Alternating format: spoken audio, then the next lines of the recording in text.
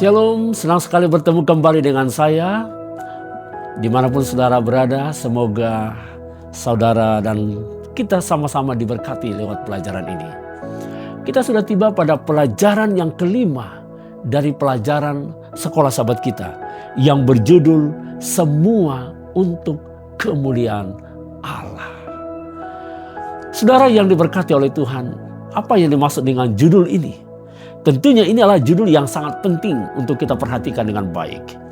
Kalau minggu yang lalu kita membahas dosa di dalam jemaat, yang disorot adalah dosa percabulan. Namun minggu ini atau pekan ini akan membahas satu masalah di dalam jemaat juga, yaitu dosa terhadap penyembahan berhala, yang semua ini dilakukan. Dan kita perlu ingat dengan baik bahwa ini adalah hal yang penting untuk kita perhatikan. Nah, apa yang dimaksud dengan semua untuk kemuliaan Allah? Bila mana saya memberikan satu kalimat penting, bahwa semua untuk kemuliaan Allah akan menghindarkan kita dari penyembahan berhala. Saya ulangi kembali. Semua untuk kemuliaan Allah adalah menghindarkan kita dari penyembahan berhala.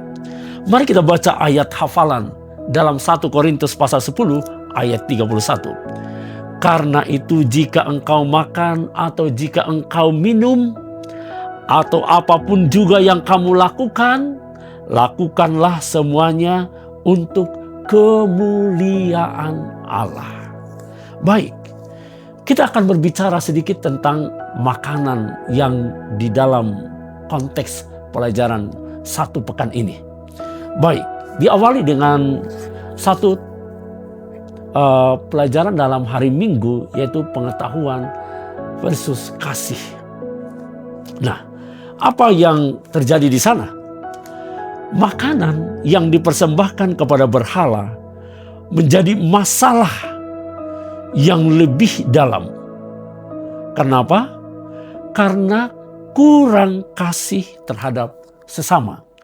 Ini kita bisa lihat dalam 1 Korintus pasal yang ke-8. Nah, baik. Dalam pelajaran ini kita perlu melihat pengetahuan versus kasih.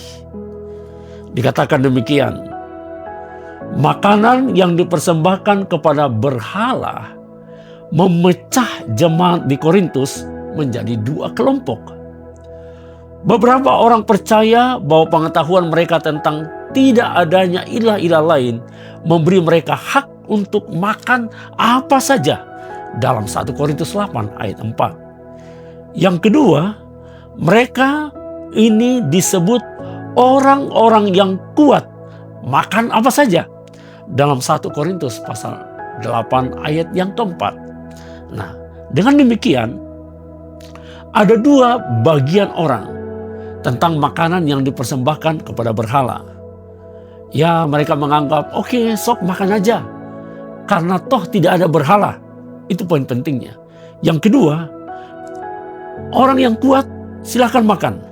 Nah, apa yang dimaksudkan dengan kalimat-kalimat seperti ini? Mari kita lihat. Alkitab memandang tindakan makanan yang dipersembahkan kepada berhala dengan sangat negatif. Itu boleh kita baca dalam Kisah pasal 15 ayat 20 dan 29, Kisah 21 ayat 25. Nah, namun Paulus tidak mengkritik pengetahuan sebagai sesuatu yang jahat. Sebaliknya, ia menentang jenis pengetahuan yang mengarah kepada kesombongan dan perpecahan di dalam jemaat. Pengetahuan tanpa kasih sama sekali bukan pengetahuan sejati. 1 Korintus pasal 8 ayat 2. Manusia memiliki pengetahuan yang beragam. Namun Paulus sedang menyoroti, kalau ada pengetahuan yang tidak membawa seseorang kepada Yesus Kristus, itu bukanlah pengetahuan yang sejati.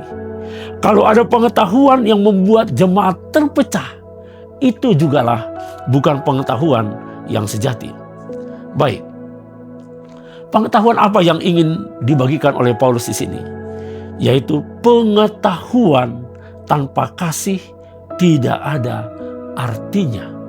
Kita perlu memiliki pengetahuan yang dibarengi dengan kasih kepada Yesus Kristus.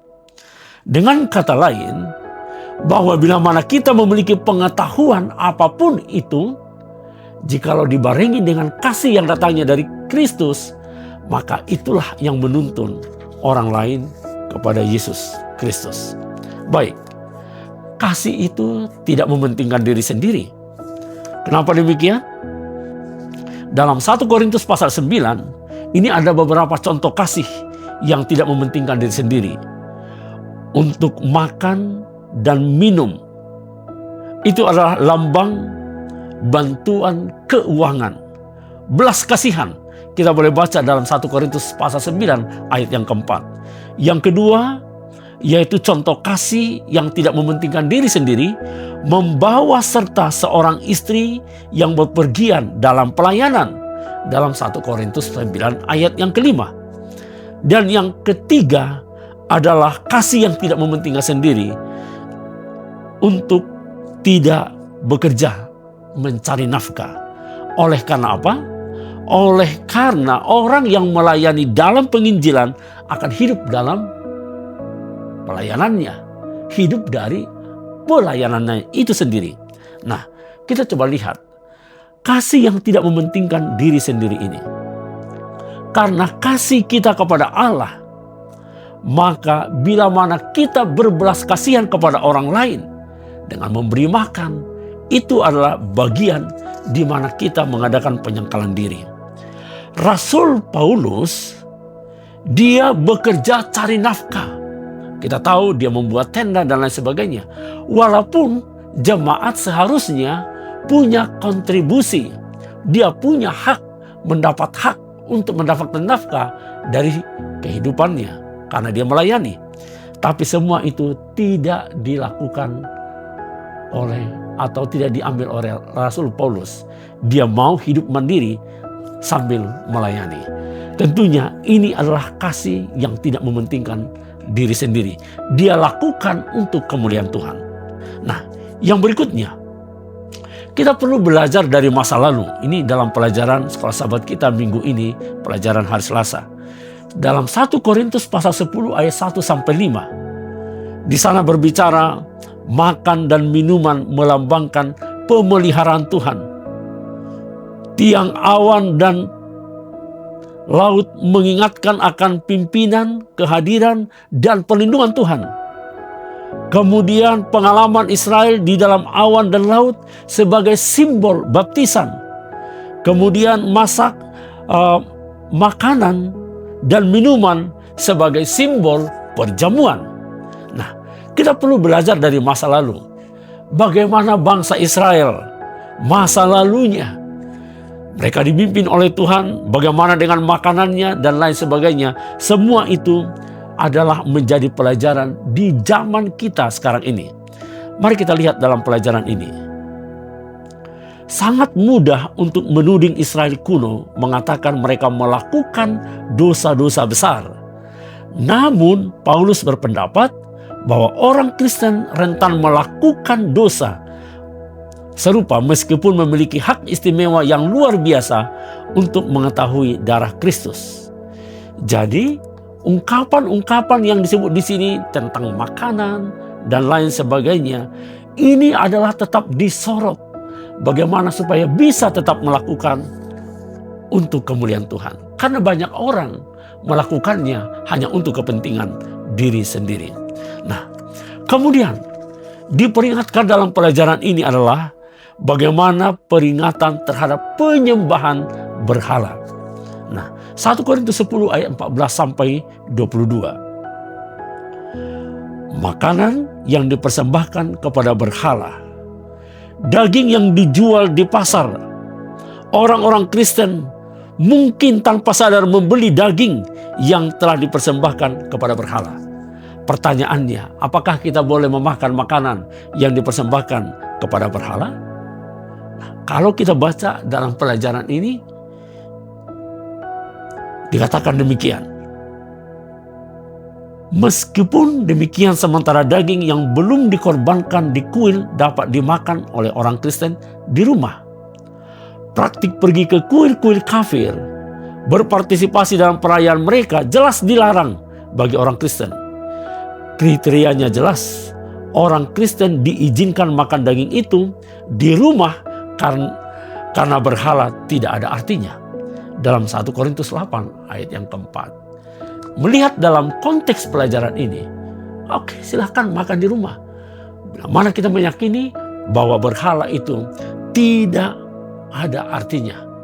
Nah, namun Paulus juga mengingatkan jangan sampai kita menjadi batu sandungan kepada orang lain.